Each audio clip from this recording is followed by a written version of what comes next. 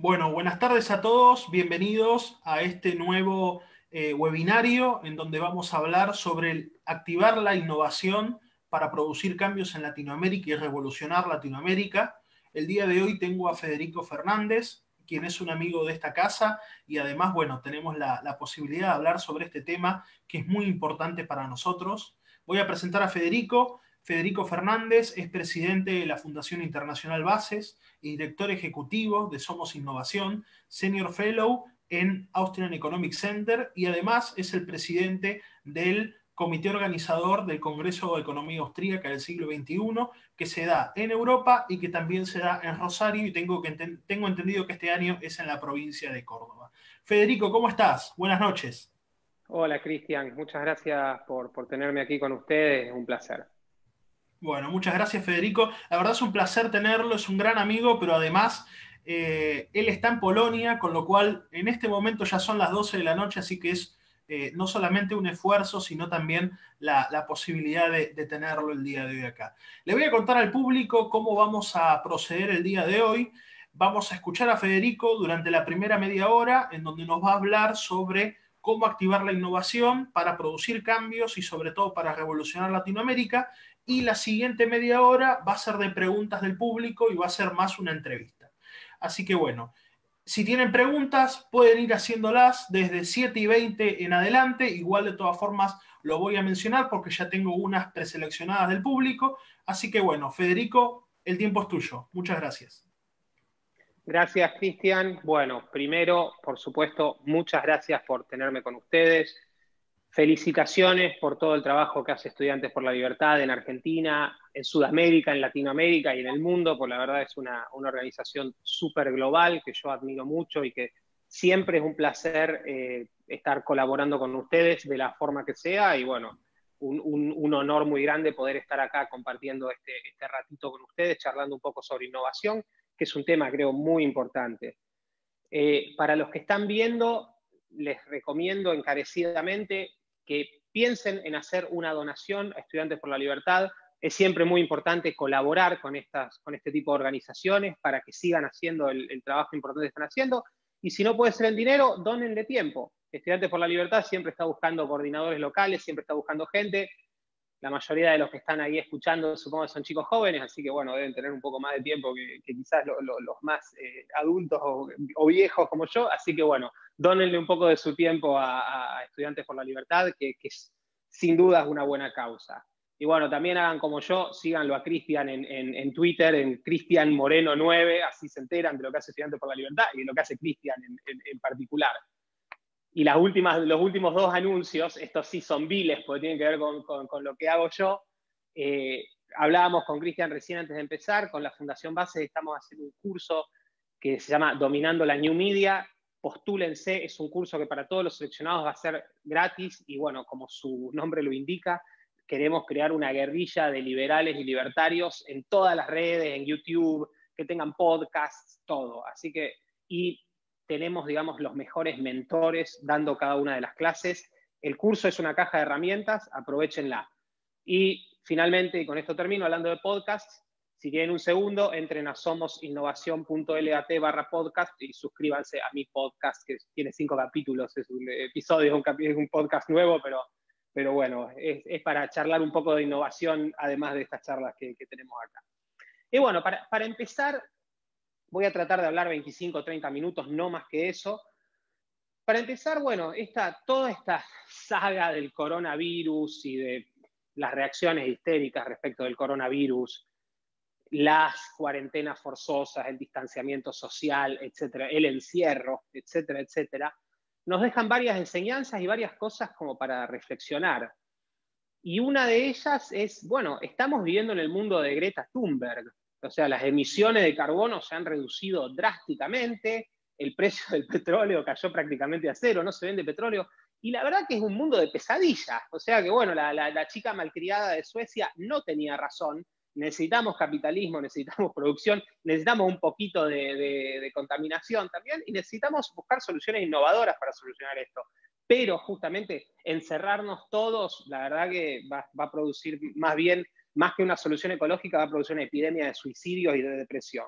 Pero ahora, o sea, cortando un poquito con las bromas y hablando un poco más en serio, yo el punto que quiero hacer y que voy a desarrollar es el siguiente. No solo tenemos la crisis actual del coronavirus, del distanciamiento social, de las cuarentenas, sino que tenemos la crisis que nos va a pegar después del coronavirus, que probablemente sea peor que el coronavirus. Y el punto que me obsesiona es si los liberales, los libertarios, vamos a ser capaces de aprovechar la crisis. Los políticos claramente ya están haciendo todo lo que pueden para aprovecharla. Y ellos no pierden tiempo. Ustedes saben que su filosofía es, bueno, cuando los tiempos son buenos, gastar, cuando los tiempos vienen mal, gastar aún más. Y eso parece lo que están haciendo. ¿Nosotros qué vamos a hacer para contrarrestar eso? Y sobre todo en países como Argentina, que viene de un ciclo de decadencia ya de décadas, ¿vamos a poder presentar algo para combatir la profundización de la decadencia que nos están ofreciendo? Y bueno, yo creo que este es el momento. Creo que el dicho americano es never let a crisis, never let a crisis go to waste. Bueno, nunca desaprovecha una crisis y nosotros no la tenemos que desaprovechar. Y lo que quiero discutir brevemente son 3 puntos que yo considero que son fundamentales para una agenda, no solo para salir de la crisis, que no es el objetivo principal, sino para revolucionar Argentina y también podría revolucionar muchísimos países alrededor de Latinoamérica. Yo por unos instantes me voy a detener en el caso argentino en particular, porque es mi país y me interesa mucho, pero después todas las observaciones y reflexiones que voy a hacer no se centran en Argentina y son aplicables a muchos otros países. Pero particularmente en el caso de Argentina, Argentina ya venía mal. O sea, el coronavirus lamentablemente es, digamos, uno de los golpes más que hemos recibido en el rostro, pero Argentina está subida con las manos atadas al ring con Mike Tyson. O sea, nos vienen pegando desde hace mucho y el coronavirus es una más de todas las de todos los golpes que recibimos. ¿Va a ser muy doloroso? Sí, pero ya Argentina estaba, digamos, al borde del default antes del coronavirus y ahora, bueno, estamos en default, nos dio el empujoncito final, pero la situación ya venía muy complicada y Argentina, como dije hace un minuto, viene de 70 u 80 años de decadencia. The Economist, que aparentemente hace la revista inglesa, que hace una apreciación relativamente conservadora, considera que la economía este año va a caer casi 7 puntos. Hay otros economistas serios que consideran que va a ser aún más brutal la caída. En cualquier caso, 7 puntos es dramático. Y bueno, si no caemos en default hoy, caeremos en default mañana. O sea, no parece que haya ningún tipo de panorama positivo para pensar. El punto es, ok, todo, digamos, se viene una situación compleja. Los liberales, por supuesto, tenemos que advertir sobre lo que se viene, tenemos que preocuparnos, tenemos que tratar de discutir para que a través de la discusión podamos mejorar, pero también no solo nos tenemos que obsesionar, digamos, con el diagnóstico, sino nos tenemos que preocupar más bien, yo creo, por la cura, qué es lo que tenemos que hacer para solucionar esta situación. Y desde ese punto de vista, yo lo que creo es que tenemos que empezar a pensar verdaderamente soluciones que sean novedosas y soluciones valientes, y quizás soluciones que no están en la discusión, y soluciones que pueden sonar hasta un poco exóticas en principio, pero, a ver, no podemos, nosotros estamos negociando con un criminal y la verdad pidiéndole, esto es una metáfora por supuesto, pero pidiéndole que nos robe menos o nos viole menos, no vamos a solucionar nada. Tenemos que cambiar absolutamente el plano de la discusión. Por eso creo que tenemos que apuntar a soluciones verdaderamente valientes y tenemos que apuntar también, digamos, a un objetivo que tiene que ser un objetivo de grandeza. No puede ser un objetivo de salir de la crisis, a ver qué pasa el año que viene, o, bueno, administrar lo que está para que no explote, porque la verdad, sobre todo en el contexto de Argentina, y con esto termino de hablar de Argentina, eso ya no es suficiente. En Argentina, 1 de cada 2 niños es pobre y el propio gobierno ya acaba de predecir que al final de la crisis, al final de la cuarentena, básicamente, la cantidad de pobres en Argentina va a bordear el 50%. O sea, Argentina es un país devastado. Entonces ya no alcanza con tratar de administrar lo que hay, porque lo que hay es nada. Entonces yo creo, y algunas pueden al principio no sonar demasiado revolucionarias, pero creo que lo son, creo que es el momento de hacer la revolución. Y bueno, les voy a plantear básicamente tres puntos y medio de los pasos que tenemos que llevar a cabo. Y todos creo que son innovadores, y bueno, uno está sobre todo muy vinculado con la innovación en general.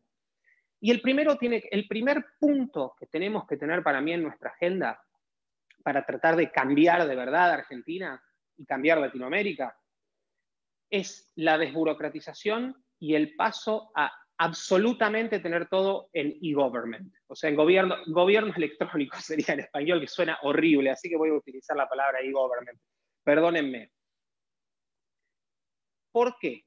Por lo siguiente, muy sencillo. Si en Argentina y en otros países de Latinoamérica, pero sobre todo en Argentina, nos abstraemos un rato de la cuestión impositiva, que es de por sí muy complicada, y ya voy a hablar al respecto, pero si nos abstraemos de eso y solo pensamos en las regulaciones y en las normativas que un agente productivo tiene que cumplir para justamente hacer sus objetivos, para conseguir sus objetivos, para producir, eso es kafkiano, es demencial, es absolutamente opaco, y toda esta situación se presta perfectamente para la corrupción del funcionariado público, que pasa bastante a menudo. ¿Qué es lo que tenemos que hacer para cambiar esto? Por supuesto, una simplificación de normas, pero toda esta simplificación de normas tiene que tener el criterio de la misma manera que, por ejemplo, en un momento todas las plataformas online pasaron a tener el criterio mobile first, o sea, primero lo móvil, no, olvidarse de las computadoras, las laptops y pensar en todos los dispositivos móviles. Nosotros tenemos que tener un criterio de digital first, digamos, primero todo digital. Todo trámite que tengamos que hacer en Argentina y en Latinoamérica, en principio debería estar pensado para que pueda ser resuelto digitalmente.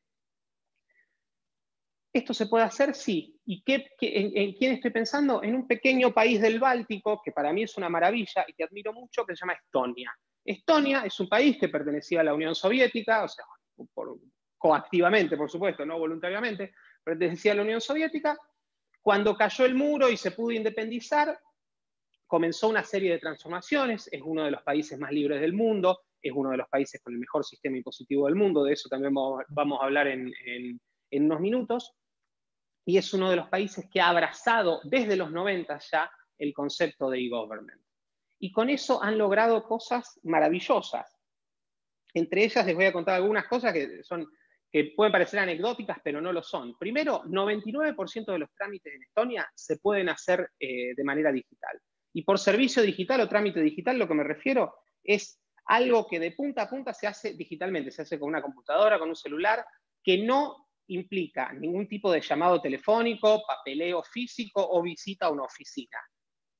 Con esto, con este sistema, entre otras cosas, y yo les puedo pasar después, le puedo pasar a Cristian o los puedo pasar donde quieran los datos de todo lo que le voy a decir, con esto calculan que el sector productivo de Estonia se ahorra 844 años anualmente en tiempo perdido, que no sucede porque no se lo tienen que dedicar a la burocracia. Ustedes piensen que un año tiene 8.760 horas. 844 años son 7.400.000 horas. El sector productivo de Estonia tiene 7.400.000 horas extra para dedicar a producir, a mejorar su competitividad, a buscar nuevos mercados, a irse al Caribe de vacaciones, lo que sea, pero los tienen disponibles. Esto gracias a la digitalización. En Estonia se pueden hacer, como les decía, el 99% de los trámites online. Las únicas 3 cosas que hasta ahora no se pueden hacer son casarse por civil, divorciarse y registrar títulos de propiedad. Nada más. El resto todo se hace digitalmente. ¿Qué consiguieron con esto? Bueno, además de, como les decía, ahorrarse 844 años de burocracia, calculan que solo con la implementación de un sistema fidedigno de firma digital ahorran 2% del PBI. Ustedes piensen lo siguiente: Colombia, un país latinoamericano medio, o sea, no es de los más chicos, tampoco es los gigantes como México o Brasil. Colombia tiene un PBI de aproximadamente 400.000 millones de dólares. El 2% son 8.000 millones de dólares. Supongamos que Colombia no alcanzara el ahorro de Estonia de 2%, 1 o medio por ciento, estamos hablando de 2.000 palos o 4.000 palos. Eso solo con la reforma de la firma electrónica. O sea, eso no solo nos da la pauta de lo que podemos, del peso que podemos sustraerle al sector privado que está sobre sus hombros, pero también del peso que tiene que acarrear el sector privado actualmente. Cambiar de domicilio toma algunos minutos, y el punto que también es fascinante, en Estonia, para abrir una empresa, según declaran, se necesitan solamente 18 minutos. Yo honestamente creo que los 18 minutos, yo tengo la fuente, pero creo que está desactualizada. Creo que en este momento, hoy en 2020, debe ser menos de 18 minutos. Yo calculo en 5 minutos podés abrir una empresa en Estonia. Y de todas estas características del e-government o gobierno electrónico, los estonios han desarrollado algo como corolario que es maravilloso, que es la llamada e-residency o residencia electrónica. Lo único malo que tiene es el nombre, porque el nombre lleva a un equívoco. La residencia electrónica o e-residency no es una residencia, digamos, no es que uno se postula a eso, lo consigue y se puede mudar a Estonia, no. Lo que es, básicamente, es una tarjeta inteligente de identificación que te terminan mandando, y que esa tarjeta básicamente te da los derechos económicos, digamos, que tiene cualquier habitante de Estonia, que por carácter transitivo es cualquier habitante de la Unión Europea, porque Estonia es miembro de la Unión Europea, y además la posibilidad de ejercerlos, porque como Estonia tiene todo montado un sistema de gobierno digitalizado, digamos, todo lo que sea trámites públicos se puede acceder desde cualquier terminal con una computadora y un puerto USB. De hecho, les voy a mostrar, porque hace poco estuve en una charla con un amigo mío que habló de Bitcoin, otro tema, y dijo que los libertarios tendríamos que todos usar Bitcoin, si no somos unos farsantes, y me sentí mal. Así que dije, no puedo estar hablando de Estonia sin tener la e-residency, así que acá tengo la mía, les tapo los números, sorry, porque no quiero que me hagan robo de identidad, pero acá tengo la mía que conseguí muy fácilmente, podemos hablar después de eso un poco. Es una pena, en Sudamérica tenemos particularmente un problema respecto de la e-residency, después podemos hablar un poco más, pero es una cuestión maravillosa. ¿Y qué hace la e-residency? Este es un ejemplo que tienen en la página oficial, pero es exactamente así. Gracias a la e-residency, digamos, este escenario que les voy a contar es posible. Un empresario indio, digamos un señor de la India, puede abrir una compañía en Estonia. Quizás este señor esté situado en Singapur mientras lo hace. Su mayor cliente pueden ser compañías o personas en Alemania, y puede a la vez firmar contratos digitales que están completamente certificados con gente en toda la Unión Europea. Eso gracias a esta tarjetita y al lector de USB que les mostré hace un minuto. Esa es la maravilla de la digitalización, y creo que esto nos da la pauta de, primero, cómo nos acerca, cómo nos permite que interactuemos económicamente con gente de cualquier lado, y además cómo baja los costos dramáticamente. Creo que entonces el punto del e-government es fundamental y lo tenemos que incluir en la agenda. Por supuesto, en la Argentina no está en la agenda, en Latinoamérica en general no está en la agenda, lamentablemente, pero es un punto central porque agrega transparencia, baja corrupción, baja las posibilidades de la corrupción, facilita y baja costos dramáticamente. Entonces, tiene que ser un punto de la agenda inevitablemente. Segundo punto, sostenibilidad y transparencia fiscal. ¿A qué me refiero con sostenibilidad y transparencia? Yo creo que un sistema fiscal sostenible y transparente es un sistema en el cual que sea pagable por los contribuyentes, que no los fuerce a la evasión, al mercado negro o a la quiebra, y que sea transparente en el sentido que cumplimentar con sus normas sea muy sencillo. Lamentablemente tengo que citar a Argentina como el ejemplo de todo lo contrario de esto. En la Argentina, el sistema impositivo actual básicamente te lleva a la quiebra o al mercado negro Y para lograr que nuestros amos de la AFIP, que es la organización tributaria que cobra los impuestos, estén contentos, necesitamos básicamente un ejército de abogados y de contadores, porque las normas no las entienden ni ellos. Es exactamente todo lo contrario. Bueno, este tipo de sistemas, por supuesto, generan desastres como los que tenemos en Argentina y tienen que ser absolutamente abolidos. ¿Qué los tiene que reemplazar? Un sistema, como decía, sostenible, transparente, ágil, moderno, dinámico y, por supuesto, de impuestos bajos. ¿Qué sistema yo tengo en mente? Y no soy tributarista, pero bueno, ¿qué sistema yo tengo en mente? Y de nuevo creo que, sobre todo, los principios que están a la base del sistema que yo voy a describir son los que tenemos que, de nuevo, poner en la agenda. El sistema que yo tengo en mente es bastante sencillo. Es un sistema en el cual, por ejemplo, todo dinero que entra en una empresa no paga impuestos mientras permanezca en la empresa o sea reinvertido. ¿Y qué significa reinvertir el dinero? Después podemos discutirlo un poquito más en detalle en las preguntas y respuestas, si tienen ganas. Pero básicamente, ¿por qué esto? ¿Por qué es para beneficiar a las empresas? No. Esto es, sobre todo en los que estoy pensando, son en las personas que están empezando una empresa, un negocio, un emprendimiento. ¿Por qué? Hoy en Argentina y en un montón de países del mundo, ¿qué pasa? Para poder facturar, para poder tener una existencia fiscal legal, uno le tiene que pagar al Estado, independientemente de que tenga ingresos o no. En Argentina existe algo llamado monotributo, por ejemplo, que ya, bueno, el propio nombre indica que es más bien de los simios que de los seres humanos, pero bueno, esa creación lamentable, uno le tiene que pagar al Estado para poder facturar, ¿qué significa para poder trabajar? En España, por citar otro país, hay un sistema muy similar y de hecho los autónomos tienen que pagar comenzando desde 250 euros por mes para poder trabajar, independientemente de que reciban ingresos o no. Eso es completamente anticrecimiento, antiemprendedorismo y antiempresa. Y justamente las características que un sistema fiscal positivo tiene que tener son ser pro crecimiento, pro empresa y pro emprendedorismo. Por eso un sistema así. Y otro punto, los impuestos tienen que pagarse, ok, se pagan dividendos, se pagan impuestos, cuando se pagan sueldos, se pagan impuestos, perfecto. Y esos impuestos que tenemos que pagar, tiene que ser un impuesto plano, ¿no? Tenemos que abandonar el sistema progresivo, tenemos que abandonar la opacidad fiscal, además que nadie sabe, es pésimo cuando uno no puede saber, cuando una persona, digamos, de una inteligencia media o baja, no sabe cuántos impuestos va a tener que pagar.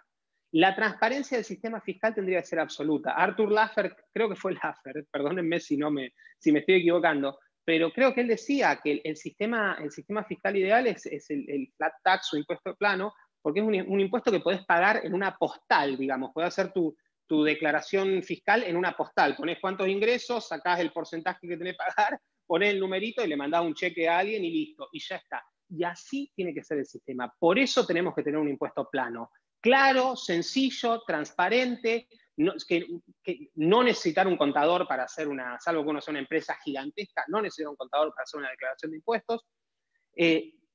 Facilísimo. Y otra cosa, rápido porque me estoy quedando sin tiempo, el flat tax o impuesto plano, en Estonia, por ejemplo, el sistema que les acabo de describir no es el de un paraíso fiscal, no es el de las Islas Caimán o de Seychelles, que Cristina conoce también, no. Es el sistema de Estonia, que según la Tax Foundation, a propósito, que hace un trabajo alucinante, les recomiendo que vayan a la página web de ellos, es el sistema de impuestos el sistema fiscal más competitivo de toda la OECD. Así que es como para tener en cuenta. Este sistema está en Estonia, el impuesto plano es el impuesto más claro y más transparente, y a la vez, para los que no saben matemática, lo aclaro, es decir, para la gente de izquierda, básicamente, con un sistema de impuesto plano, el que tiene más paga más. Supongamos que mis ingresos, lamentablemente no lo son, pero supongamos que mis ingresos al año fueran $100.000 y los ingresos del querido Cristian fueran $1.000.000. Si el impuesto es 20%, el impuesto a las ganancias, Cristian va a pagar 200.000 y yo voy a pagar 20.000. O sea, es muy sencillo que el que tiene más paga más también con el impuesto plano. Simplemente todos sabemos exactamente cuánto vamos a pagar y punto. Pero, y esto lo dice el gran Alberto Venegas Lynch, con un impuesto plano, a mí, que soy más pobre y estoy tratando de crecer, el sistema impositivo no me penaliza cuando mejoro y no me hace un handoff, como dice Venegas Lynch, para frenarte. Entonces, es un sistema mucho más simple, mucho más transparente. Y vamos al punto que nos congrega, y voy a tratar de ser rápido, tengo acá el cronómetro, porque no me quiero pasar de la media hora, le prometí a Cristian, el punto de la innovación. Yo creo que estas dos y media, porque le agrego la e-residency, estas dos cuestiones y media de las que hablamos creo que son extremadamente innovadoras, que no se están discutiendo en Latinoamérica en general y creo que deberían ser parte fundamental de la agenda.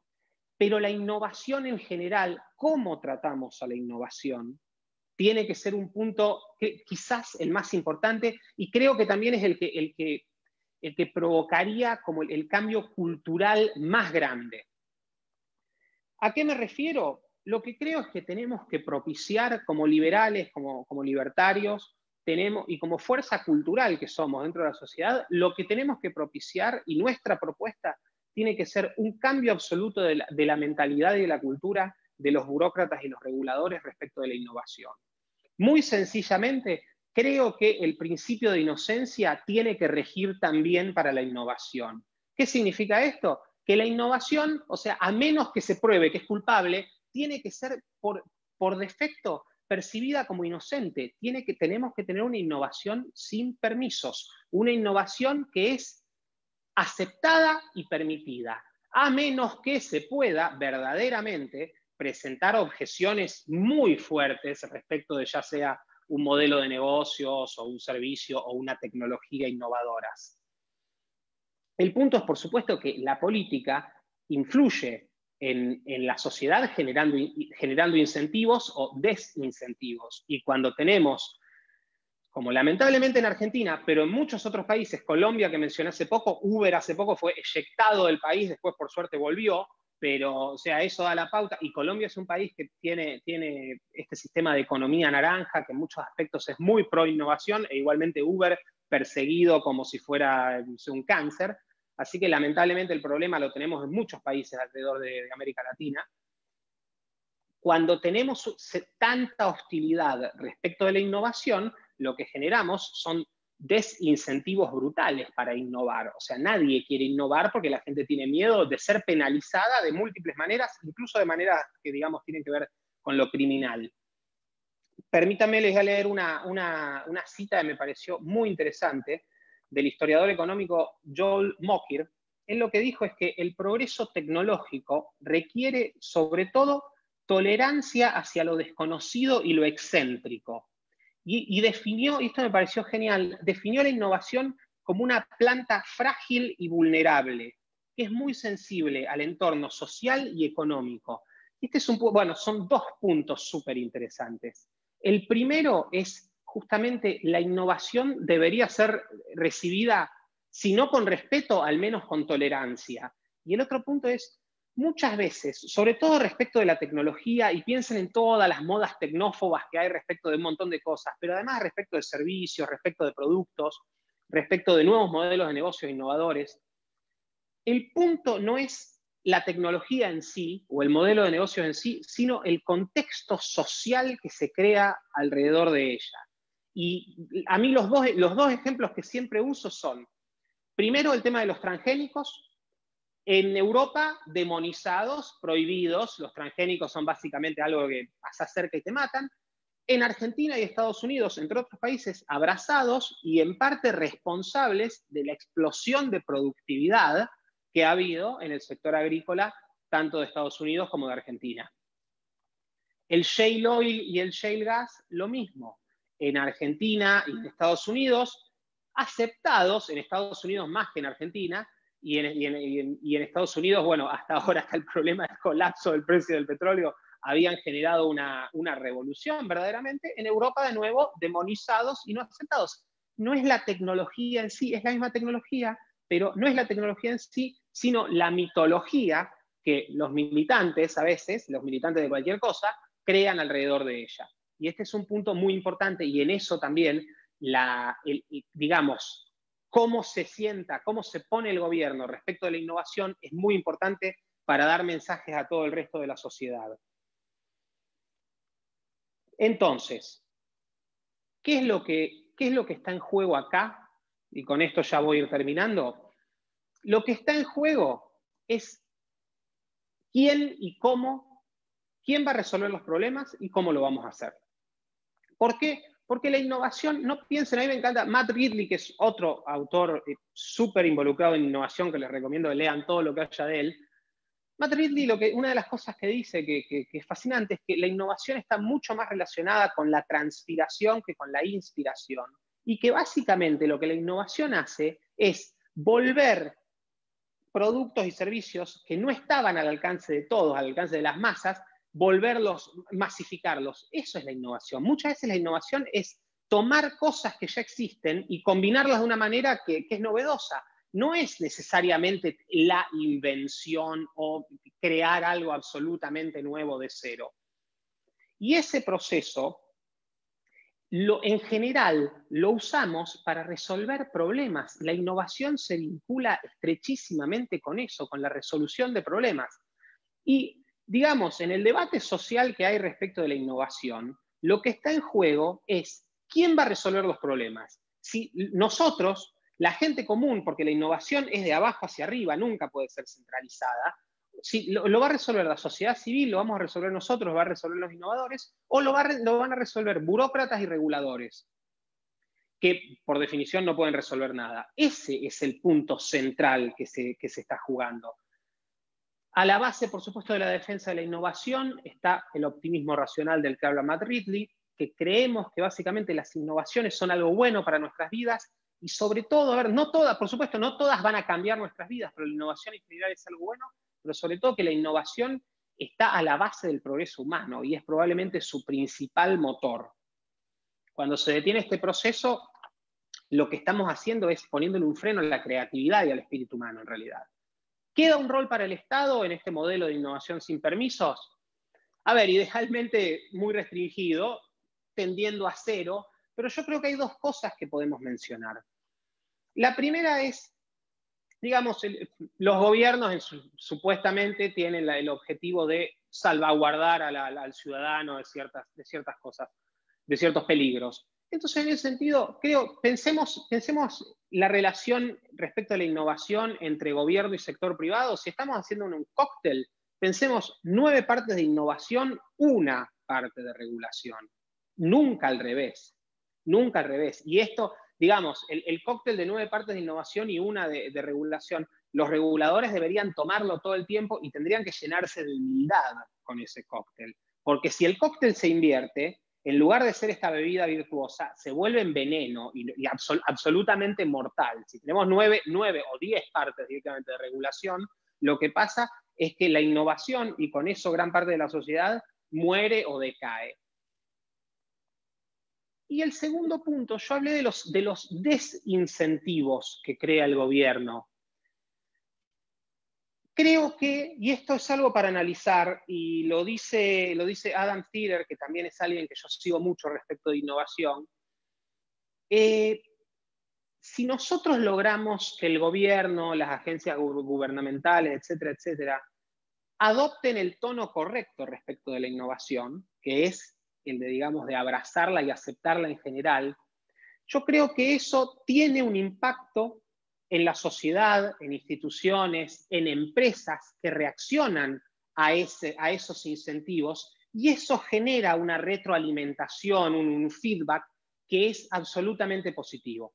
Creo que esos son los dos roles brevemente que podemos otorgarle al gobierno en este esquema, pero nunca olvidándonos que lo importante es la innovación y que la innovación esté permitida siempre y en todo momento, salvo que algo muy, muy grave esté pasando.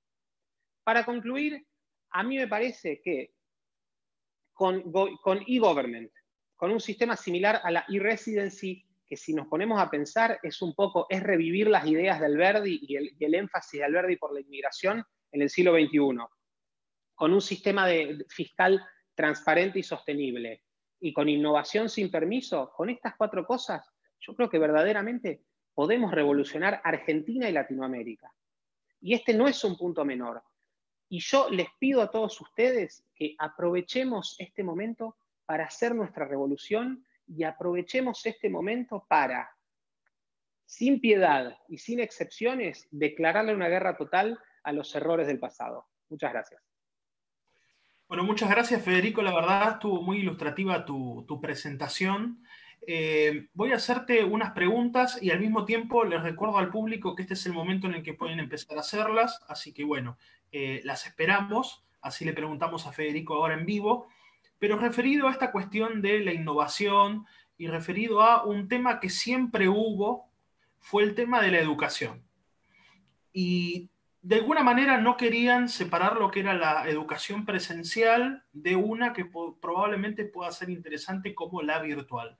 Pero de repente el contexto de pandemia nos ubicó en que lo que tanto negaban de repente llegó, que es la educación a distancia, incluso la pública a distancia, más allá de si uno está de acuerdo con, digamos, en realidad, digamos, el programa de estudio sigue siendo el mismo, pero de repente llegó la innovación.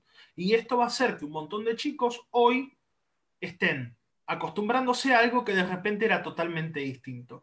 ¿Qué es lo que pensás de acuerdo a la innovación y a la educación con respecto a esto de las clases online que se presentaron ahora? Sí, es un punto súper interesante el que traes a la discusión. A ver, dos cosas, voy a tratar de ser rápido. La primera, sí, es increíble que, digamos, simplemente por seguir una inercia, las clases no presenciales estaban literalmente prohibidas en muchos aspectos. Hace un par de días estaba charlando con Adrián Rabier, que es director de una maestría en SEADE, y me contaba que ellos ahora están, bueno, por supuesto, están dando todo online, pero ellos venían con mucho interés en hacer cosas online y que una de las dificultades con las que se enfrentaban es que, por ejemplo, la CONEAU, creo que es la organización que regula ciertas cosas en Argentina vinculadas a la educación superior, solo permitía 30% de las clases virtuales, que la verdad es una cuestión totalmente aberrante y que no tiene ninguna justificación a esta altura del partido. Pero el otro punto para mí, y que es una discusión bueno, da para mucho más tiempo y tiene mucha tela para cortar, es el impacto que va a tener Internet en general en la educación, que yo creo que ya se está viendo, pero que va a ser mucho mayor. Y yo lo que veo, básicamente, yo veo varias cosas, varias tendencias que están confluyendo y que están confluyendo en algo que puede ser absolutamente positivo para la libertad, que es que el rol de la educación formal está decayendo. El valor que tiene un título que otorga alguna de estas instituciones universitarias públicas cada vez vale menos. En muchas empresas, y empresas top me refiero, no una empresa que está empezando, que con todo respeto, sea una empresa que está empezando en un garaje o que son dos pibes. Empresas top ya no piden, empresas en Silicon Valley, ya no piden ningún tipo de título universitario, lo que piden es que vos sepas hacer lo que ellos necesitan que hagas. Yo creo que esto tiene dos motivos. Uno, que digamos, la educación formal, lo que uno recibe, se ha degradado muchísimo, entonces ya el título no prueba nada, el título supuestamente era un certificado de algo, ya no prueba nada. Pero el otro, que es el más importante, es que la gente se está capacitando de otras maneras, o sea, todo, por supuesto, a través de Internet, pero de otras maneras, por otros canales, por otros ámbitos que son alternativos a la educación formal, y que, digamos, para hacerla corta, cuando encontremos el punto, cuando encontremos, perdón, la manera de que el mercado pueda certificar los conocimientos que la gente adquiere online, las universidades como las conocemos van a desaparecer o se van a transformar completamente. La educación en general va a cambiar radicalmente y para mejor.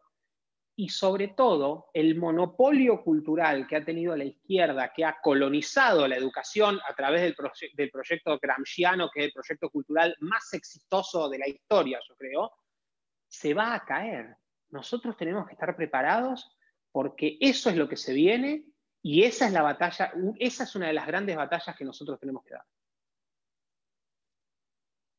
Muchas gracias. Bueno, acá tengo una pregunta de Máximo que nos hace, ¿cómo se puede preservar la intimidad o el derecho a la privacidad y la educación de calidad por un lado y la innovación y la digitalización? Es una excelente pregunta. Yo creo que, por ejemplo, en el caso de Estonia, que más o menos conozco, ellos tienen muy claro ciertas pautas de privacidad. Eh, por supuesto, bueno, no hay sistema infalible, digamos, pero está muy claro que, digamos, el ciudadano puede optar porque ciertas cosas se sepan o no por defecto, digamos, porque por supuesto pueden agilizar ciertas cuestiones. Yo creo, la tecnología en sí siempre es un poco un arma de doble filo. Hay cuestiones que tienen que ver con la privacidad que son complejas. Hace un par de días tenía una charla con Alejandro Ventimiglia, que es una persona ecuatoriana, economista y programador, sabe muchísimo de Bitcoin y de cadenas de bloque, y justamente hablábamos de la implementación de las cadenas de bloque por parte de los gobiernos, y tienen un aspecto extremadamente positivo, que es todo lo que yo les describí. También podrían tener un aspecto totalitario, digamos, pero a ver, los gobiernos no necesitan de las cadenas de bloque para ser totalitarios. Ese es el punto tampoco que no tenemos que perder de vista. Yo no creo, digamos, yo creo que tenemos tecnologías que son maravillosas, que tenemos que aprovecharlas, pero no creo en la redención tecnológica. A ver, la tecnología por sí sola no nos va a salvar. La tecnología es una herramienta. Creo que lo que sí tenemos que ser es muy eficaces al utilizar esa herramienta. Pero también tenemos que tener en cuenta, y hablamos un poquito hace un rato, el contexto social que la rodea. Y en este caso, digamos, si queremos tener, ya sea educación virtual o gobiernos que estén basados en cadenas de bloques y gobiernos digitalizados, etcétera, etcétera, nosotros también, y la batalla, y en eso, por ejemplo, instituciones como Estudiantes por la Libertad hace un trabajo importantísimo. Lo que nosotros tenemos que crear es una cultura que utilice las cadenas de bloques, por ejemplo, para facilitar el emprendimiento y el crecimiento económico y no para tener un totalitarismo a la China más eficaz. Muy bien, muchas gracias. Nos pregunta Iván, ¿qué opinas del copyright y todo esto referido a los derechos de propiedad intelectual? Esa es la pregunta del millón. Yo honestamente no tengo una posición definida. Porque por un lado, digamos, yo estoy bastante influenciado por Jeffrey Tucker, por Kinsella, respecto de los que han hecho un trabajo muy importante respecto de poner en discusión todo lo que tiene que ver con los aspectos negativos de la propiedad intelectual. Yo me acuerdo una vez que lo escuché a Jeffrey Tucker hablando de en Estados Unidos gente patentando sabores de helados, ese tipo de cosas ya llega a la locura. Las patentes muchas veces terminan transformándose en un desincentivo para la innovación y en un bloqueo a la innovación. La innovación tiene que ver, a ver, yo no puedo ser el primero que inventa un teléfono celular y patentarlo y nadie puede hacer un teléfono celular salvo yo. Y lamentablemente las patentes a veces llevan a extremos que son muy parecidos. Y tenemos ya patentes de cualquier cosa, como por ejemplo, hay muchos ejemplos ridículos, los bordes redondeados de Apple que están patentados y que no sé, Samsung les tiene que pagar por tener teléfonos e iconos con bordes redondeados, cosas así que la verdad uno dice, quizás esto es extremo. Por otro lado, hay ciertas cuestiones con las que yo todavía, digamos, también me sensibilizo y son las que me hacen dudar respecto de decir, bueno, que queden abolidas todas las patentes y todos los derechos de propiedad, el copyright, etcétera. Que es, por ejemplo, el caso de gente que por ahí tiene pequeños emprendimientos. Hay un caso del que me enteré hace poco, una mujer que creo que hacía vestido, una mujer en su casa, hacía vestidos de novia, los vendía por internet, y básicamente alguien desde China le clonó el sitio le copiaba los moldes, todo, le copiaba todo, y hacía exactamente lo mismo con un sitio prácticamente falsificado. Y esas cosas son las que me hacen terminar, las que me hacen dudar un poco respecto, porque a mí me da la sensación que esa mujer es la propietaria de eso y que eso no debería ser. O sea, que ya clonarle el trabajo a alguien es como demasiado. Entonces, pero a ver, soy muy, perdón si me extendí demasiado, un tema muy importante y muy difícil. Eh, yo creo que siempre tenemos que tener mucho cuidado con los excesos respecto de las patentes y copyright, etcétera, etcétera, porque pueden terminar mal. Muy bien, perfecto. Otra pregunta, referida a lo que hoy significan las nuevas tecnologías.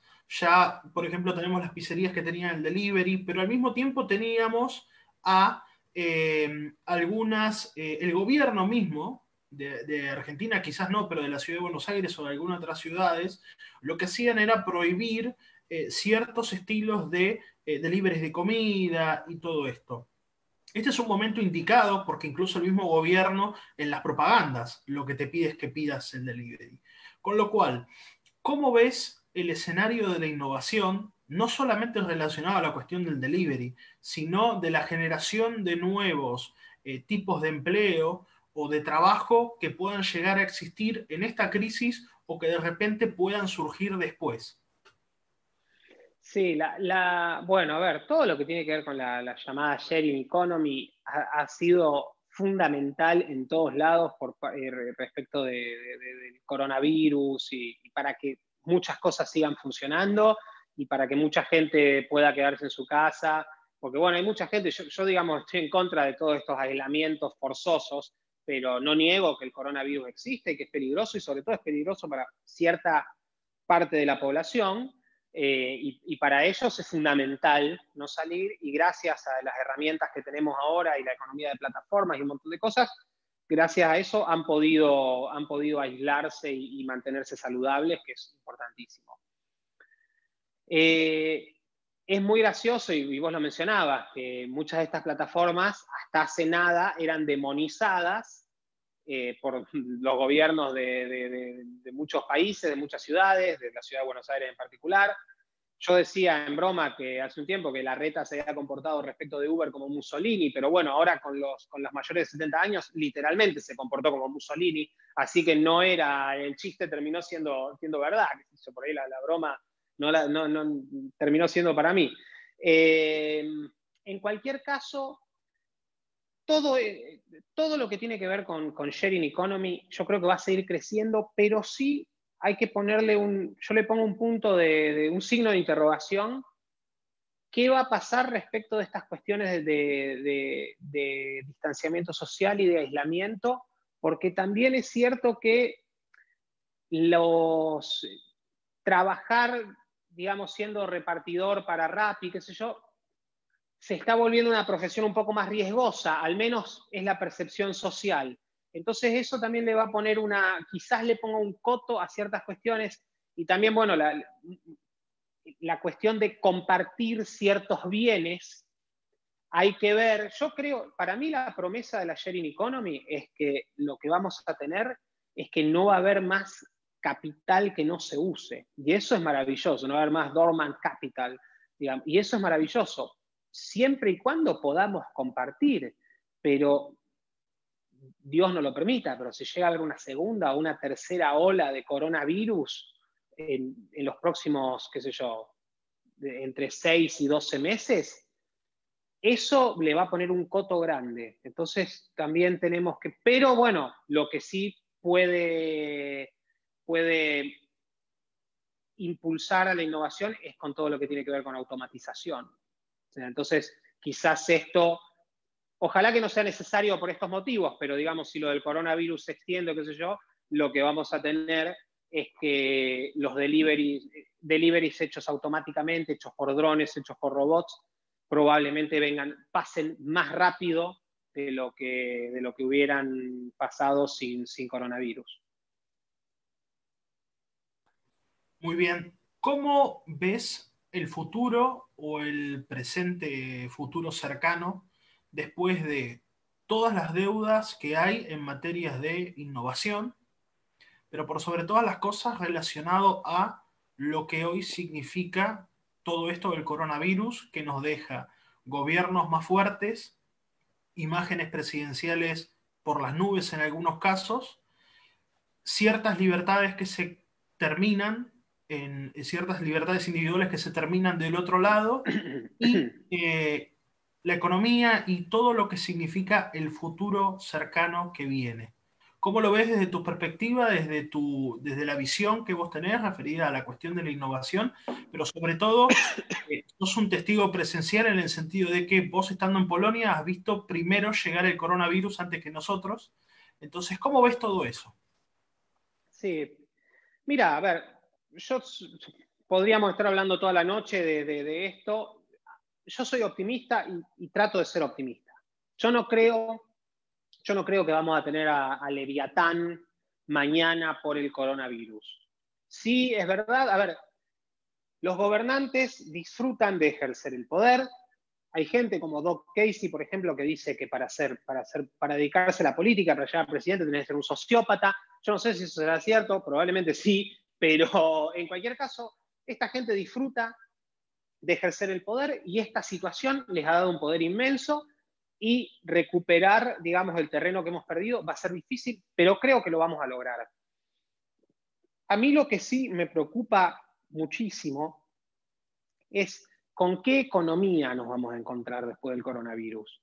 Y esto me refiero a nivel mundial. Vos lo sabés, Cristian, a ver, desde la última crisis de 2008 se viene inflando una burbuja con quantitative easing y con las políticas monetarias más extrañas de la historia. A eso hay que agregarle, que parece no hemos olvidado, pero la humanidad desde el año 70, no me acuerdo cuando Nixon cortó, 72, no me acuerdo cuando cortó el nexo del dólar con el patrón oro, está viviendo un experimento nunca visto en la historia, que es el de tener estas monedas fiduciarias, que son básicamente papel que no está ligado a ningún metal precioso o a ningún commodity en general. Y este experimento para mí va a terminar muy mal. O sea, pese a que, como les digo, yo soy optimista en general, creo que vivimos en el mejor mundo que ha existido, que no significa que sea el mejor mundo posible, pero este es el mejor mundo. Ninguno de nuestros antepasados vivió en un mejor mundo del que vivimos nosotros ahora. Pero lamentablemente vamos a tener que enfrentar situaciones difíciles, vamos a tener que enfrentar crisis. Una de ellas es este experimento monetario que va a terminar muy mal, creo. Tenemos una economía, hay un economista amigo mío, él dice, la economía es como un barco que está sin ancla. Estamos navegando y no hay norte, no hay nada, y no hay lugar donde, y no podemos parar, y esto va a terminar mal. Y a eso agregale que quizás el coronavirus opere como el alfiler que reviente la burbuja que empezamos a inflar en 2008, lo que le agrega un desafío más. Entonces, esas cuestiones sí me preocupan, y me preocupa también, pero sin caer en desesperación, toda la retórica anticomercio y antiglobalización, en el buen sentido de la palabra globalización. Por globalización, pensemos, globalización es en parte lo que estamos haciendo ahora nosotros, que vos estás en Argentina, yo estoy en Polonia y estamos charlando para gente que vaya a saber dónde está. Eso es gracias a la globalización. Y hay toda una retórica cada vez más complicada respecto de eso. Creo que esos desafíos les tenemos que prestar mucha atención y tenemos que dar un combate fuerte y tenemos que ganar, porque si no, la humanidad va a retroceder. Pero sin caer en la desesperación. No es que mañana vamos a vivir en 1984. Sí, esto ha sido una reacción histérica. Los gobiernos lamentablemente tienen mucho poder. Esto nos ha recordado, creo que para mucha gente, cuidado que después de esto no haya una especie de momento libertario, porque a mucha gente esto le ha puesto de manifiesto el poder que verdaderamente tienen los gobiernos sobre nosotros, que un día decretaron que no podemos salir de nuestras casas. Así que, digamos, con cautela sí, pero con desesperación no. Muy bien, te digo la última pregunta que me hacen del público. ¿Crees que podríamos crear una wallet descentralizada pero estable con reservas de valor y medio de pago que permita refugiarnos del peso para usarlas en el territorio? Digamos, Mercado Libre, Mercado Pago para Latinoamérica, crea su propia cripto, expresa todos los bienes publicados en dicha moneda y la conversión de moneda peso sea automática? Me encantó ese escenario. Mira, yo creo que más temprano que tarde algo parecido a eso va a pasar. Yo no sé si va a venir de una empresa como Mercado Libre, no por criticar a Mercado Libre, sino porque las empresas, digamos, tienen ciertas ataduras y ciertos problemas regulatorios que no creo que puedan ponerse a la cabeza de un proceso como ese. Pero, digamos, el mundo de las monedas cripto ya existe, ahí tenemos competencia de monedas también, y creo que muy pronto vamos a tener alternativas que sean fáciles de usar, que no tengan las comisiones que lamentablemente tiene Bitcoin, que hace difícil ciertas cuestiones que lo vuelvan, digamos, un dinero de circulación común. Y a eso vamos a ir. Yo creo que va a venir por el lado de las criptomonedas, pero en eso por ahí no estoy en lo cierto, pero en lo que creo que sí estoy en lo cierto es que este experimento con las monedas fiduciarias va a terminar más temprano que tarde y va a terminar muy mal, y tenemos que estar preparados para eso. A todo el mundo que pueda, traten de tener monedas de oro, no compren un lingote de oro, primero porque sea una fortuna, segundo porque es difícil tengan algo de oro siempre, tengan cripto. Y un consejo que me dio Alejandro Ventimiglia, que lo mencioné hace un rato, quizás este es el mejor momento para empezar a pensar en las monedas, en las criptomonedas que favorecen el anonimato absoluto, Monero y otras alternativas. Porque según lo que me decía Alejandro, los gobiernos las están cada vez, las tienen en la mira, y son el desafío más grande, y creo que ese tipo de monedas, las que permiten anonimato absoluto, son las que tenemos que abrazar.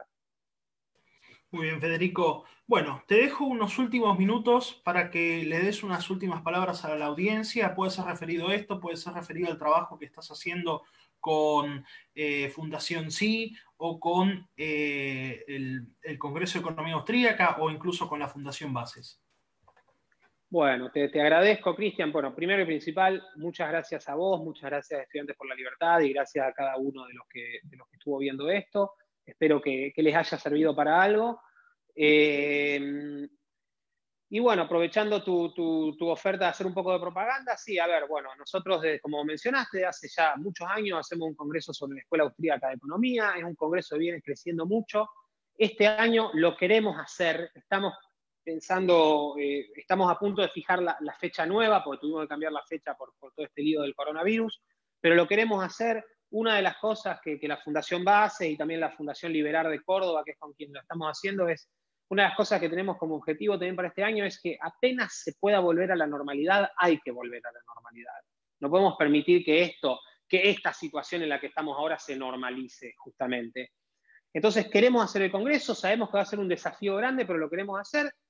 En escuelaaustriaca.org, ahí va a estar toda la información. Muy probablemente el congreso sea del 5 al 7 de octubre en la ciudad de Córdoba, en Argentina, en la Universidad Siglo XXI.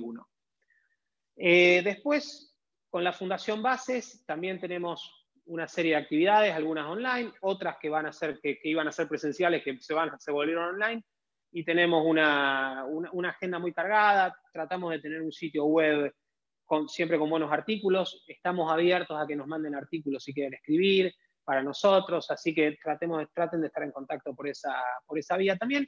Y finalmente, con Somos Innovación, es una red a nivel latinoamericano. Yo estoy muy involucrado con este proyecto. Este proyecto es una red, no es un proyecto de la Fundación Base, sino es un proyecto personal mío. Hay ya más de 20 organizaciones a nivel latinoamericano involucradas, todas ellas organizaciones, por supuesto, que favorecen el libre mercado, la libertad de ideas, porque eso es lo que está a la base de la innovación. Y una cosa que me olvidé de contarte, que iba a mencionar en mi charla, pero por ir rápido me olvidé. Nosotros, antes de todo este lío del coronavirus, o sea, en marzo, íbamos a presentar un estudio que hicimos en 5 países a nivel latinoamericano: Argentina, Brasil, Chile, Colombia y México, sobre qué percepción tienen los ciudadanos latinoamericanos sobre la innovación. Es un estudio que, hasta donde yo tengo entendido, y puedo estar equivocado, pero hasta donde yo tengo entendido, nunca se hizo. Un estudio absolutamente pionero. y los resultados son extremadamente alentadores. Los latinoamericanos abrazan la innovación, disfrutan de estos productos. No es algo que uno, y servicio, no es algo que uno les tiene que decir, no, la innovación es maravillosa, porque no, la experimentan. Entonces, y yo creo que en todos nuestros países hay una mayoría, o como mínimo un grupo muy, muy grande, un porcentaje muy, muy grande de la población, que está a la espera que desde la política y también desde la batalla cultural, esos intereses sean representados. Y en parte eso es lo que queremos hacer con Somos Innovación, darle voz a esa inmensa cantidad de gente que abraza la innovación y no la quiere ver estrangulada por regulaciones o prohibiciones.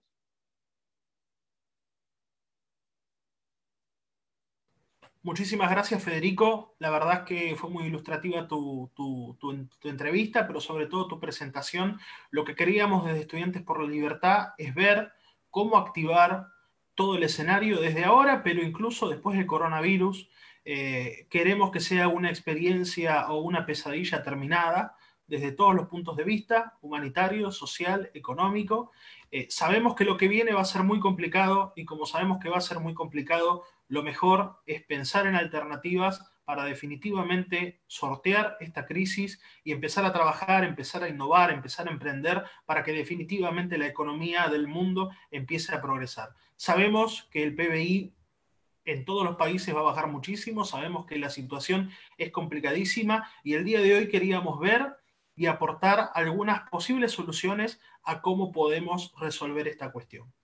Así que gracias, Federico, de vuelta. Gracias a toda la audiencia por estar el día de hoy y nos vemos en la próxima. Hasta luego.